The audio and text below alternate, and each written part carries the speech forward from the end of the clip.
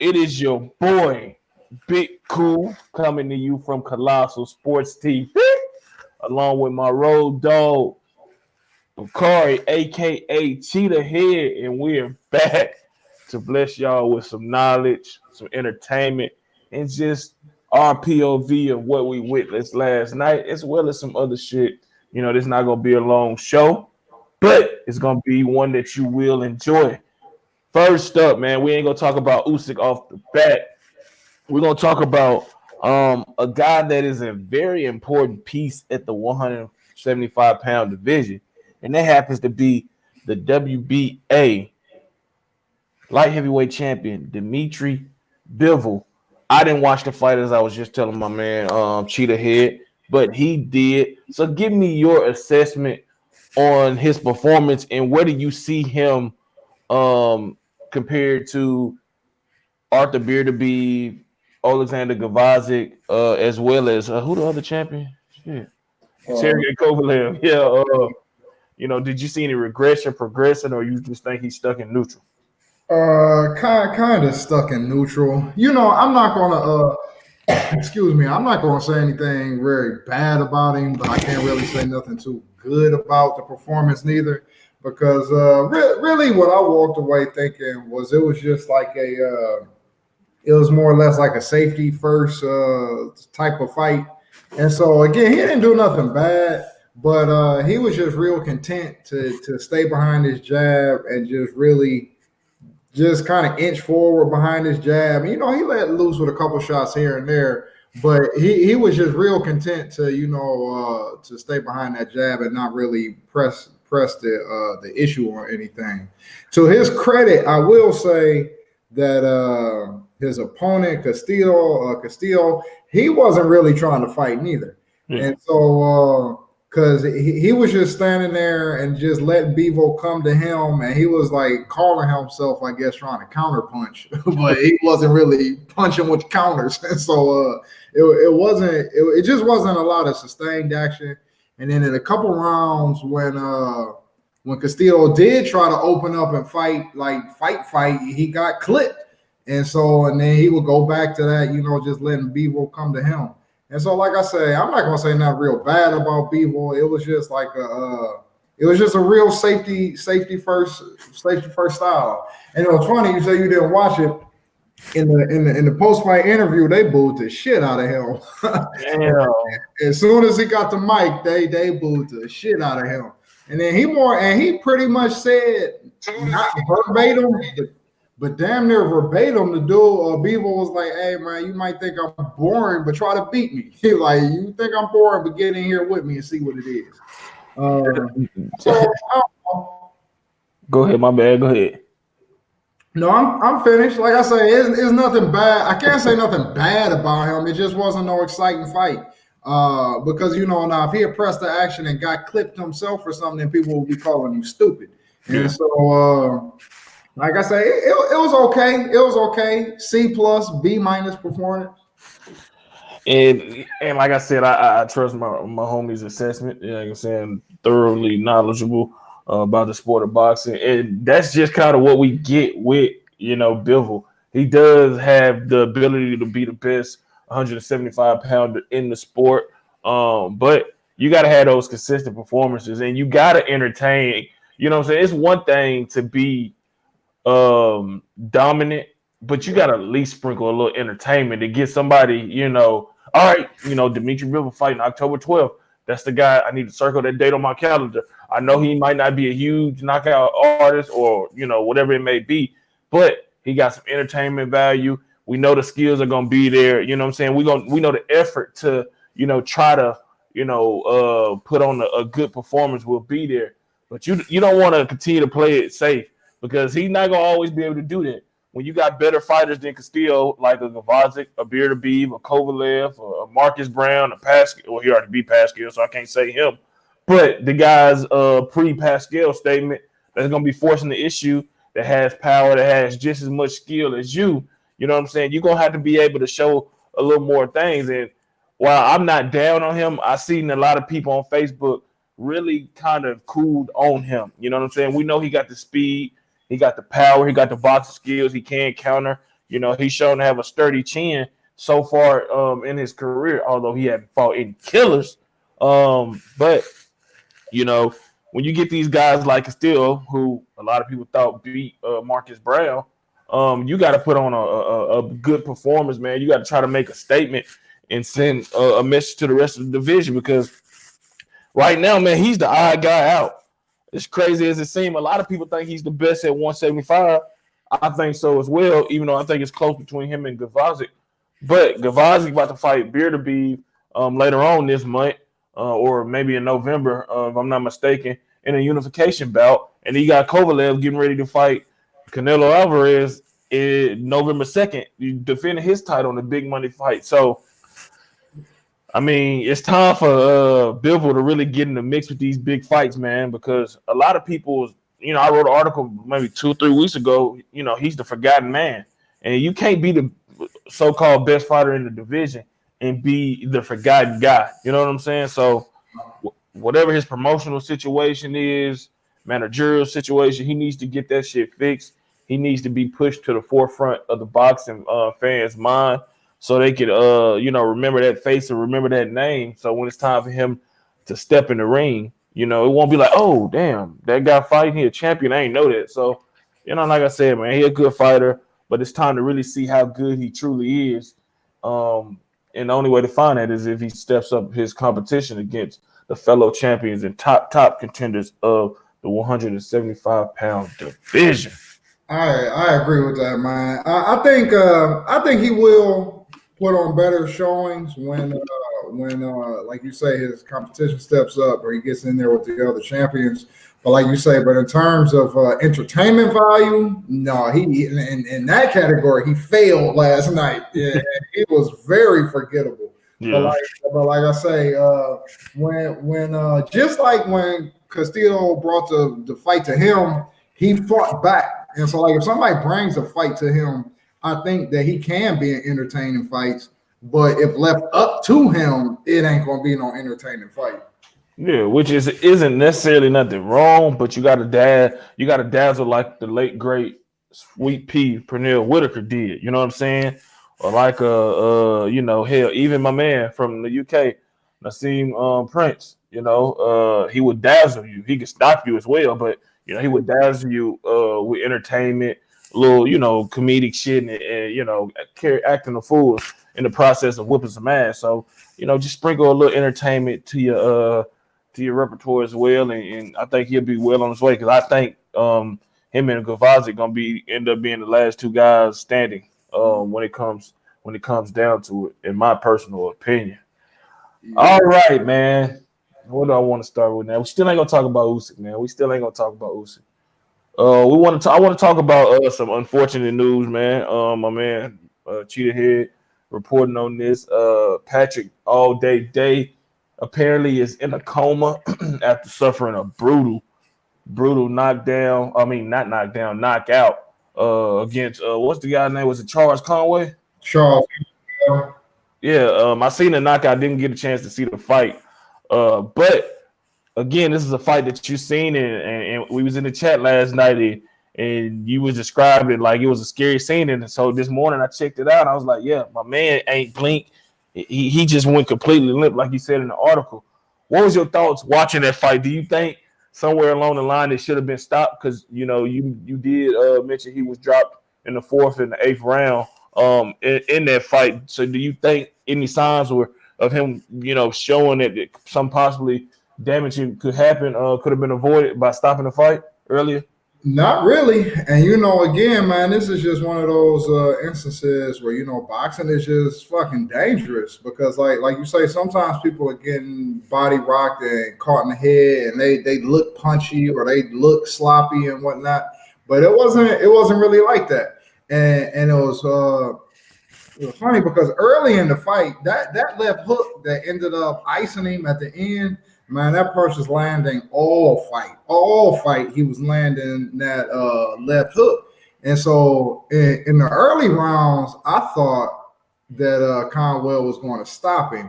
But then about midway through the fight, it looked like Day was taking his power pretty well. And like even when he got knocked down, like he was getting hit like right on the tip of the chin, and both times he got up, and then he was pretty. I mean, he wasn't like stumbling around or nothing like that. And so when he got knocked down, yes, but then he got up, pretty on steady legs.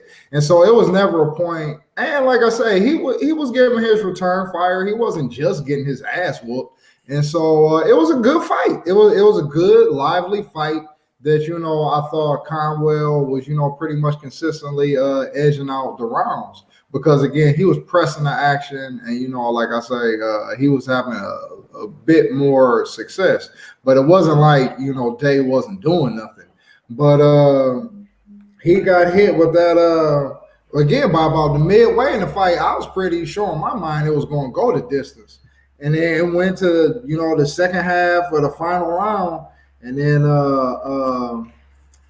Conwell caught him with this overhand right, and it stunned him. And so, dude started trying to get away from him, and then he landed that left hook that had been landing all night.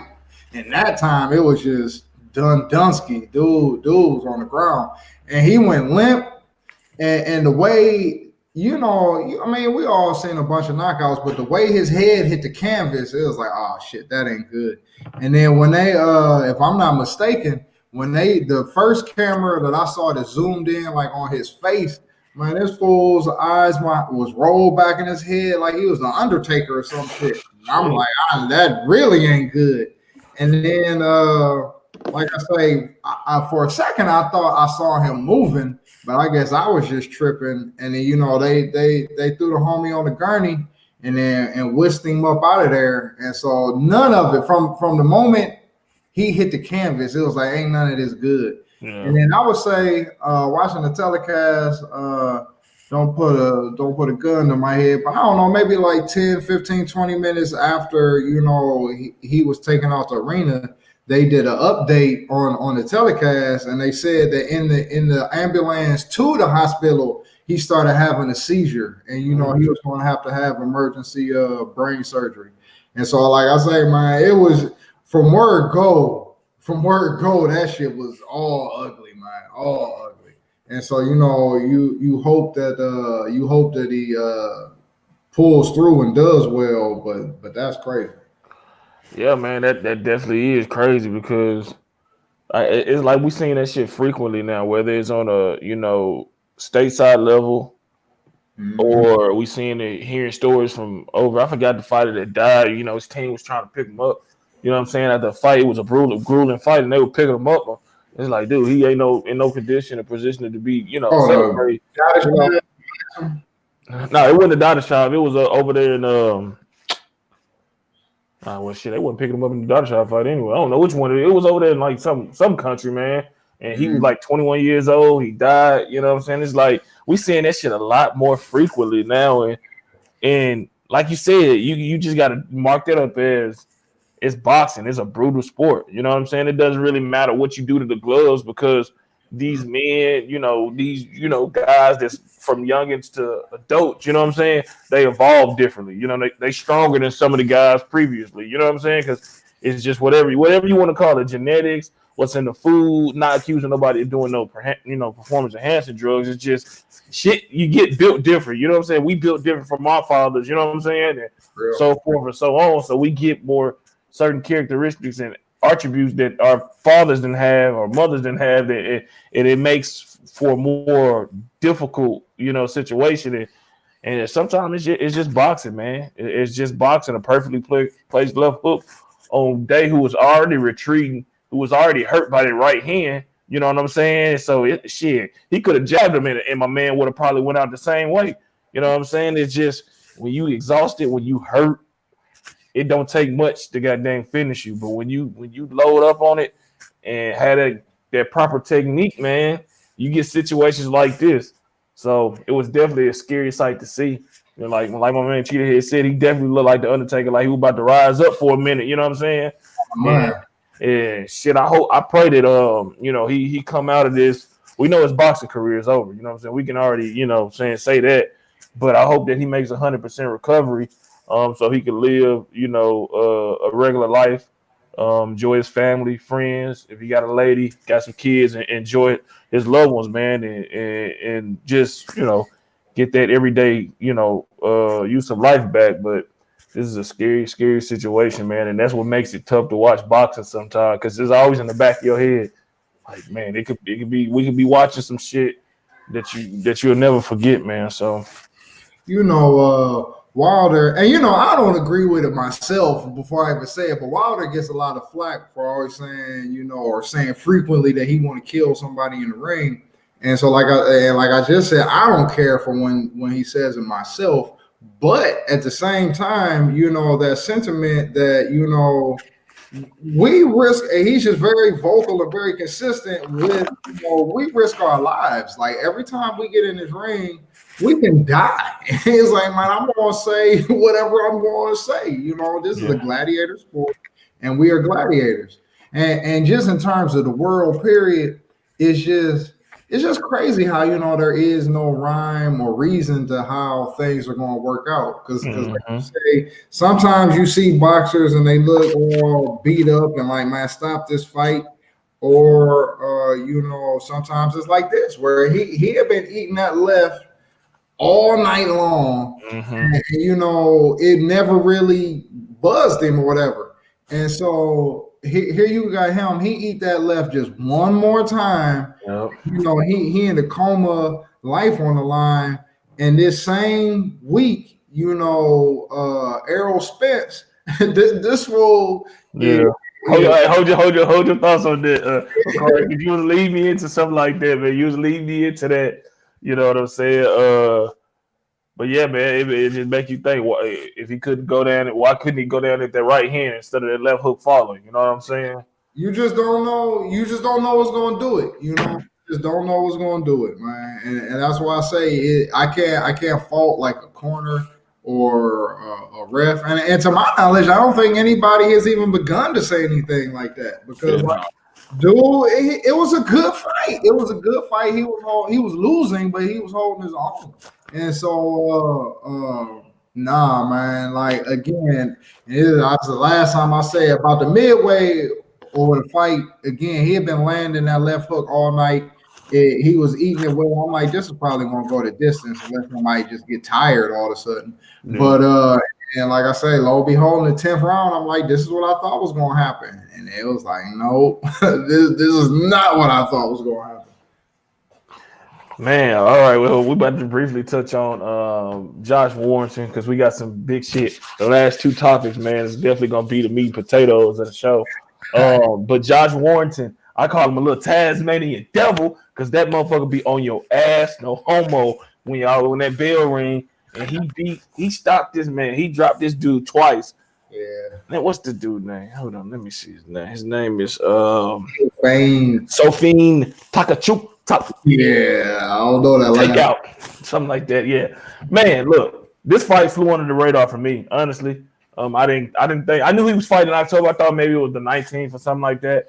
But this was kind of like a warm up, a stay busy fight for Josh Warrington, who. Finally, you know what I'm saying? What Pac saying? And this is just me being funny. What Pac saying? Juice. He said he finally grew some nuts and decided to fight back. You know what I'm saying? He called out Gary Russell, man, because he ain't really, hold on. What the fuck? We got a troll. We got a troll. Some shit like that. About mixed dating. Oh, what the fuck this shit is? This ain't no damn dating like hotline, man. And shit. I don't know if it's being serious or not. That just threw me all the way off because I thought it was a fucking. Can you see the comment? Hold on, I'm going to it now.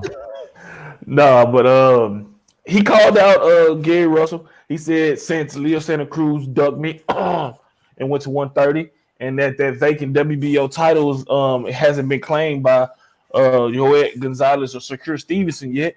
Give me the WBC featherweight champion, Mr. Gary. Run up on your father's short T-Rex arms.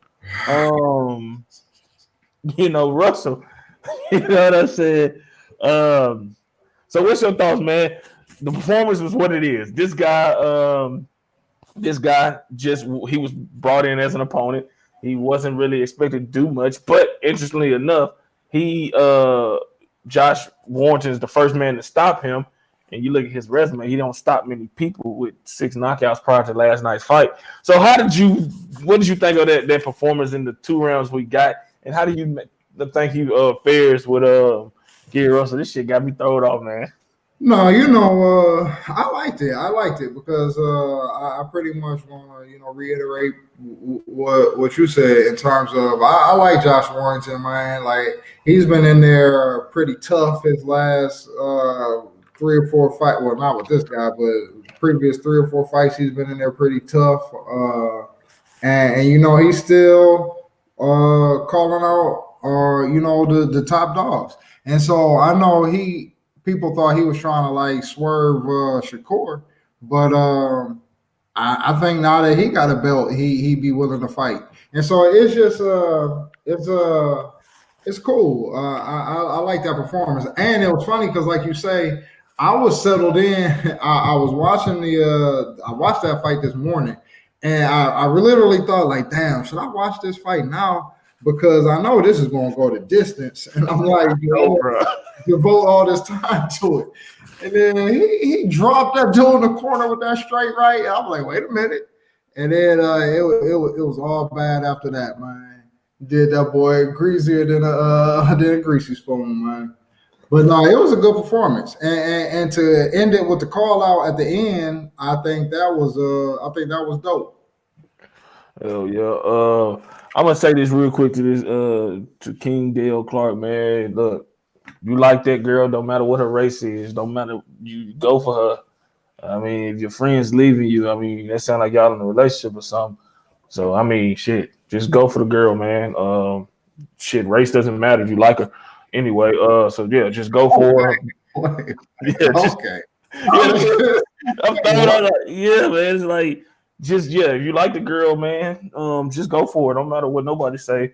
Because at the end of the day, if you miss out on it, you'd be unhappy while they got girlfriends and having fun with their significant others, man. So yeah, just go for it. Anyway, you like to add something to that cheetah head? Oh shit, well, a little relationship hour real quick. I always say, man, for real, honestly, in a lot of ways, I'm humbuggish about a lot of relationships because I think people are in like relationships for the wrong reasons. Mm-hmm. But when if you meet somebody and y'all really click and y'all really are good for each other, like you say, I think you should go for it, regardless of whatever, regardless of what other people are saying, regardless of, that person's race or whatever, because again, to find somebody that you can really gel with and really are productive with, that is not easy, no matter what Hollywood tell you. And so if you find somebody that you click with, run with it. No problem, King Dale Clark, man. If they your friends, then they're gonna support you regardless. So fuck them friends of yours. If you get some new ones. But anyway, Errol Spence. This guy, it's Sunday, so I ain't gonna drop it. I ain't gonna drop the N-word, you know what I'm saying? It's Sunday.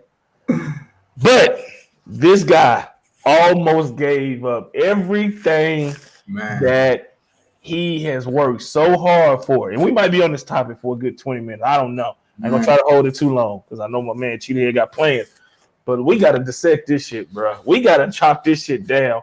He probably about to get eaten by both of us. I'm gonna let Cheetahhead go first, man, because I know you got a lot of thoughts on this. Go ahead, man. Just give your assessment of everything. And it's crazy because that was all like basically the same day to where, like I say, I feel like the chick on the Golden Girls. Like, just imagine, I'm taking my kids to school, and so I just dropped my son off at school, and then I call myself trying to get a jump on, stuff to write about for the day. So I go to Instagram, and then it was Black Fight Fan. It came up first where it said that Spence had been involved in, the accident. And, he was in ICU. And then at that point, that's basically all they said. And they showed, that bad picture of his car. And so I'm like, fuck. And, my heart kind of dropped because, of course, you want the fighter I felt two ways, if I'm being honest. Like, of course, you want the fighter to be cool in terms of life first, but then as a boxing fan, I'm like, man, he's about to be fucked up. Like, he's done. And so, I was heartbroken in both regards. And so then I remember if I had just dropped him off, that was probably like 9 o'clock my time. And so by about 11 or 12 or something, again, the Black Fight Fan came on. The only reason I keep saying him is because I know that he's real on Errol Spence, and he promotes him and talks about him real heavy. And so for the most part, I kind of believe a number of the things that he says when it comes to behind the scenes Spence stuff. And so I remember on his show, he was talking about he was getting reports that people were talking to Errol Spence, and he was going to be okay. And I'm like, wait a minute. But when they showed the picture of his car all broke up initially, when I first saw the story, I can't lie, I was somewhat optimistic because I know the news is like real blood oriented, and if they got any gruesome facts to say, they're going to say it. But they didn't say nothing about he's busted up or he got broken bones or his liver was on the ground. All they said was he was in this accident and he's in the ICU. And then, like I said, a couple hours later, the people were saying that he was looking good.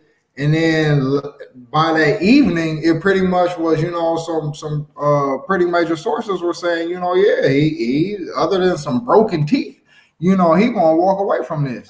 And so it was just, in terms of that, to go from that arc to thinking this dude might be dead, brain dead, 9 a.m. to thinking he's just going to walk away with this needing some gold fronts at 9 p.m. I'm like, God damn. And so on the ill side, it was like this is some real serious touch by an angel shit. And it's funny because when it was still up in the air, people were saying that you shouldn't think this, but I'll be lying to say when I saw that car first, I'm like, I wonder if this fool was drinking. And like you say, to give it all up, like right here, right at this point in your career, when you like on the edge of like blossoming into a legit standalone superstar, and then you throw it all away at this point, for a night on the town, like that will be tragic. But seeing as how it looks like it's about to play out, man, on the flip side, this dude is about to be a fucking legend, man. Because they're gonna incorporate this into his story for forever. But I don't know. It was a hell of a roller coaster of a day. Yeah, man, I'm about to go in. Look, man, and I still like Errol Spence, but we tell the truth over here. No pun intended to his nickname.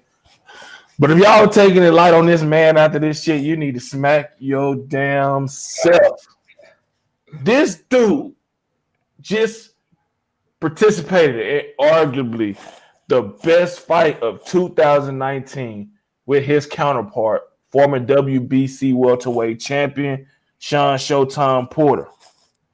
Thrilled fans all over the world, in the stadium watching, in the movie theater, on their phone, on the house, on their TV. And we knew this guy had a drinking issue. It go back to last year when him, Broner, Easter Jr., Davis was doing an interview. Maybe it was with Radio Raheem. And he was talking about he started fighting in 2017, got his first loss in 2015. You know that video where he was just clearly incoherent. You know what I'm saying? Clearly. And my thing is, at this point, why don't this motherfucker have a designated driver? If you like to fucking drink, why the fuck don't you have somebody to drive you where you need to be when it's time for you to start drinking? You know what I'm saying? He want to floss in his car. He don't want somebody else driving him around. Well, he almost, he lucky he didn't have a seatbelt on. That's what saved him, and that he was drunk. You know what I'm saying? Apparently, people that got a lot of experience, you know what I'm saying, that says, him being drunk saved his life. And that may be true. But secondly, dude, you got two beautiful daughters. Why the fuck you out there late? Why? You got a woman at home. Why your woman wasn't with you? You know what I'm saying? I know you're not supposed to take your woman everywhere, but look, if you know you got a problem with drinking, you know what I'm saying, and your woman, I don't know how the type of woman she is, but I'm assuming she's a responsible type woman that cares about your best, your well-being. Why not have your lady there? If you don't want to get a designated driver, have your lady there so she can drive y'all ass back home, so you can end up just remain in one piece. You know what I'm saying? It's deeper issues than this shit, and I'm glad. I thank God that he only, suffered some facial lacerations and some fucked up teeth. You know what I'm saying? Because you can always replace this shit. Them scratches and scars are healed. You know what I'm saying? But the shit he risked that night could have been detrimental. And it's still detrimental to the psyche of him. He probably will come on the fight in January. It might be pushed back to February, March, or whatever it is. But this dude has shown that he's irresponsible. And I'm not judging him because shit, everybody done drove drunk, I'm pretty sure. You know what I'm saying? Myself included. It's just not nothing I'm proud of. You know what I'm saying? Mm-hmm. But when you got everything on the line, it's not even just money. It's not even a Terrence Crawford fight. You potentially would have left two daughters fatherless because you just decided to drink and drive. You know what I'm saying? That you was that irresponsible. You know what I'm saying? To not say, hey, bro, hey, this take me home or something. You know what I'm saying? And what are people in his circle at? You know what I'm saying? If this the dude was y'all drunk with him? You was like, man, I can't see me and Cheetah head out and he drinking. I know his sister, even if he didn't have kids. You know what I'm saying? Even if he ain't a millionaire, whatever it is. I'm like, that's my homie. I'm like, bro, you probably shouldn't drink. Let's call it Uber. If I ain't drinking, let me go ahead and give me the keys. I'll drop you off. Have somebody drive my car, as long as you get home safe. Ain't nobody, they didn't strike not one of them motherfuckers that he was partying with. Mm-hmm. I mean, like, yeah, like you say, in this day and age, especially when you got, money long as train smoke, it ain't nothing to get like an Uber or have somebody with money like that. You could tell the bartender, like, come from behind there, take me home. But exactly, extra tip. But extra tip for real. But like I say, I look at it both ways, and it's just like, shit, because I know I've definitely had my season of drinking, and people's looking at me crazy for plenty in the action. And so, like I say, is it foolish? Is it foolhardy? Yeah, but like I say, I always look at it when it comes to athletes, period, because like you were kind of like deified as an athlete, and this dude's kind of like on cloud nine. He got his whole state behind him. He's starting to get like real serious, consistent national attention. Like dude feeling himself. And like you say, it's on the books that this dude likes to indulge in, that fire water. And so if that's how they get down, and they're in a very celebratory, frame of mind, that's what they're going to do. But I'm not saying it's right. In fact, it's wrong. But in a lot of ways, I don't care for the stuff that Floyd Mayweather does, in the public light, and things of that nature. But at the same time, and I don't think it gets enough credit, is this dude's year-round discipline. And I'm not gonna say that man don't never drink because I don't hang out with him, but I believe if he drinks, it is extremely sparing. And like I said, I could be 100% wrong. But dude, in terms of maintaining his body, and to stay dedicated to his craft, is like second to none, man. And that's always been something that has really impressed me about him. And so, sad to say, I hope that after this, Spence adopts that a little bit more to heart, and on his off season and when he's full on partying, I hope the things that he does with his body is not so extreme. But it's a fucked up situation. But like I say, for a bad situation, this is literally as good as it could be. Hell yeah, that nigga look highly favored, bro. Look, he probably in church now because hey, only God, man. Whoever, whatever y'all believe in, I believe in God, so God did that. You know what I'm saying? Because that record was horrible. To get ejected from a Ferrari, drunk, no seatbelt. When I saw the footage, I'm like, oh shit, when did he pop out for real? Yeah, that's what I'm saying. I was looking too, right? I know we was all looking. I was like, was that big part? Was that him? Yeah. I'm like, that motherfucker must slid underneath the car or some shit. You know what I'm saying? Like that motherfucker ejected himself or some shit or had a song, bro. But it was bad because the fucking his shoe popped off. You know what I'm saying? I was like, and then they showed another angle where motherfuckers they wasn't even trying to they were stopping at the light. They wouldn't even pull over for assistance or none of that shit. They said, fuck it. As a black man, he might rise up like the Undertaker or some shit. I don't know if he set me up, even though he bleed, you know what I'm saying? So it's like, at the end of the day, don't drink and drive. My bad. Go ahead. My bad. Oh, no. I mean, that's just, this has been a wild ass year of boxing, man. It's been some wild, everything from like dramatic upsets to tragedy to this to where like near tragedy, but it's just like turns to a miracle. Like this shit is crazy, man. This has been a wild year, man. I bet for it. If I know, because Errol he ain't no stupid dude. You know what I'm saying? He made a silly decision, but I'm betting that motherfucker probably don't want to drink nothing. He like, look, hey, I bet he got it. His mom and daddy, girlfriend, whoever really care about him, like, look, bro, if you're gonna continue to drink, you'll be a fool to do. Not just because driving, just because you're a top athlete and you're trying to become an undisputed welterweight champion. You know what I'm saying? Just let us make sure you get home. You know what I'm saying? But I think that he definitely is gonna take some more of that Floyd model outside of the ring instead of that Broner shit. You know what I'm saying? But it's all about your circle, man. And shame on the people that let him. I know he. At the end of the day, if you my brother or we cool like that, I don't care how much money you got. You know what I'm saying? That ain't gonna stop you from being real. Like, look, dog, you got all that money, but that money don't do you no good if you did. So let me get them keys off of you. I'll drive you home, and you can be mad on the way home and wake up the next day alive. So at the end of the day, that's what it is, man. So we just glad the motherfucker all right, because we still want to get that Terrence Crawford fight. You know what I'm saying? Shit. Yeah, now that homie ain't dead. Yeah, we can talk about it now. You know what I'm saying? Like, I ain't gonna lie, I seen a meme this morning, bro. It was like, it had Spence head on an angel body. He was like, I'm coming home. and it had Jesus like, nah, me and the rest of the world want to see you versus Terrence Crawford. I was like, man, that had me rolling, bro. But because well, this ain't funny, but when Conwell had knocked out Day, when he first went down, I'm like, oh shit, cool. I'm like, I'm gonna talk all shit because dude is from Cleveland.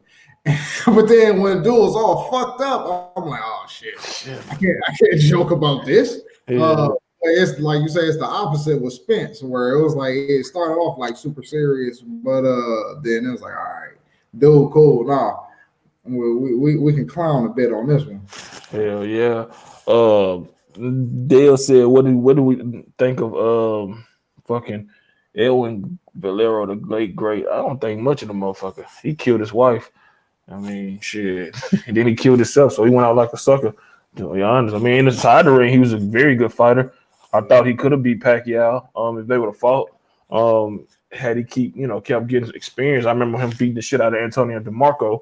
As a fighter, yeah, he was the goods, but outside of that, he was like Carlos Monzon, the great Argentina middleweight. One shit, killed his wife and killed himself. I ain't got too much thoughts on him. you cheated ahead.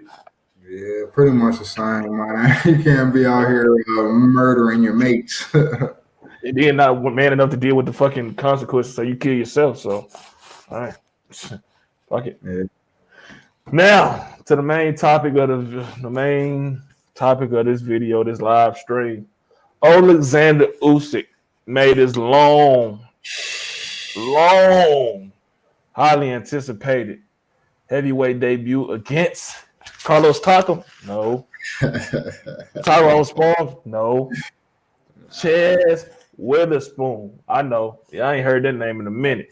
the guy that lost to Chris Arreola by disqualification, got knocked out by Seth Mitchell, who couldn't take a punch from Cheetah Head's son. You know what I'm saying? He had his opportunity to try to go in there and pull a huge upset, but of course, it didn't happen. Droopy face got hurt. What was your thoughts on the performance, strictly the performance of Usyk? And did he surpass expectations, or is it too early to assess his standing in the division until we get a top 10, 15 guy in the ring with him? Man, hell no, it didn't surpass my expectations because honestly, like short and simple, man, he's too small for this division. And that to me, I think that's just going to be the long and the short of it, because he got in there and then once he started warming up, he was doing his thing, his jerky shit. He was landing his jabs, and he was landing his nice crispy straight left on the pipe. But in my opinion, he could not hurt. He could not hurt Witherspoon. And like you say, man, Witherspoon is not Killer Croc, man. That dude, we ain't seen him in a while. You know, he's lost all his major step ups, but he was doing pretty saucy in there, because watching it live, it was he was doing well. But then, if I'm being honest, even when they were showing the replays, it was surprising me how much of that stuff in slow motion he was picking off of Usyk, and how many times he was like catching him clean on some of them counter punches. And so, and he did, Droopy did this on 4 days' notice.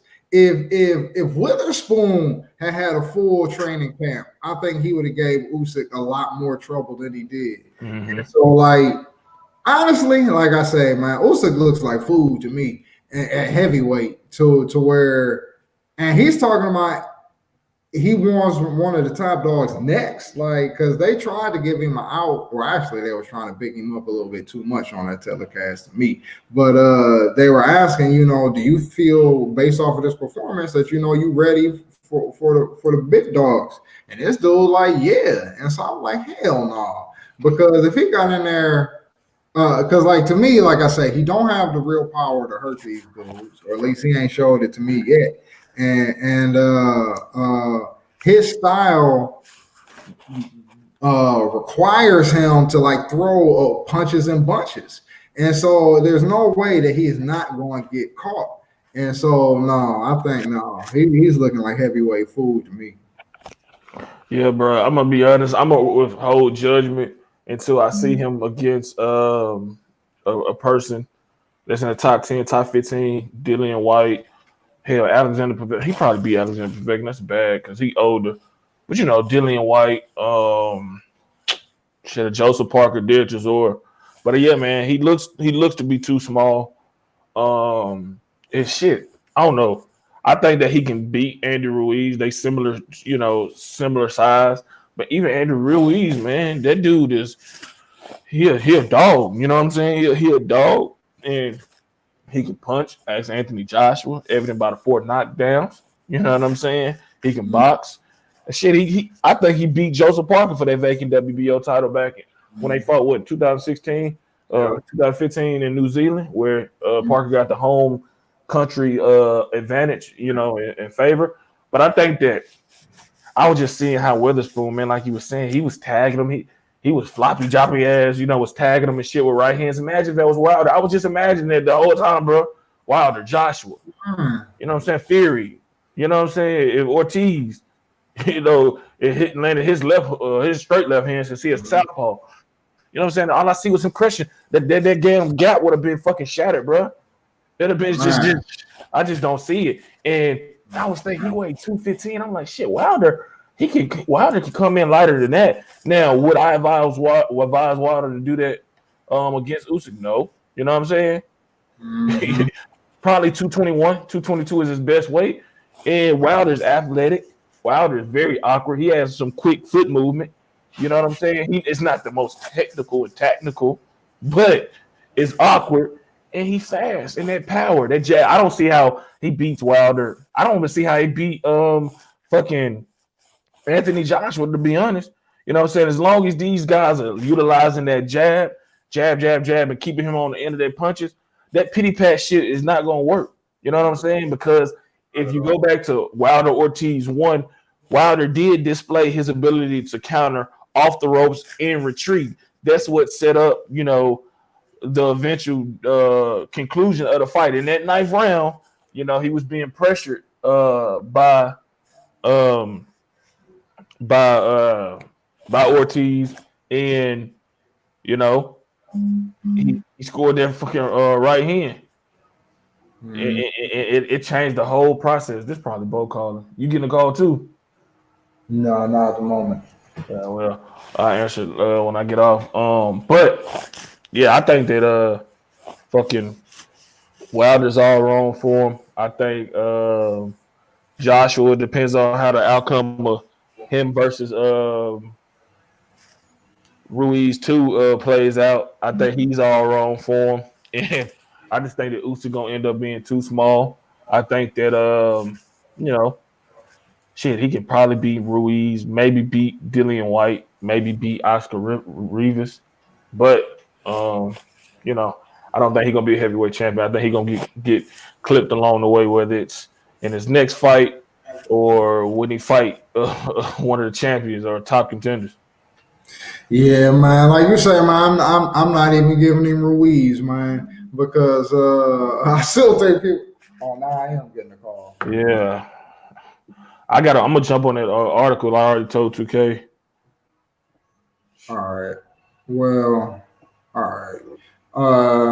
You want to go ahead and call this or not? Yeah. I mean, if you got anything else you wanted to say, shit, because I was gonna hit him back after I finished this and shit. Yeah, I'm gonna do the same. Yeah, man. No, that's about it, man. Like I say, I'm not gonna totally say that dude has no chance, but I kind of am. Like I won't stamp that opinion until, like you say, I see him in there where somebody a little bit better see him in there one more time in the ring. But like that paperwork is drawn up on the desk, ready to get stamped. But, I'll say this before we leave. He lucky Carlos talk. He hurt himself because Carlos talking gave Anthony Joshua hell, and he was giving Chisora hell before he got caught with that big left hook.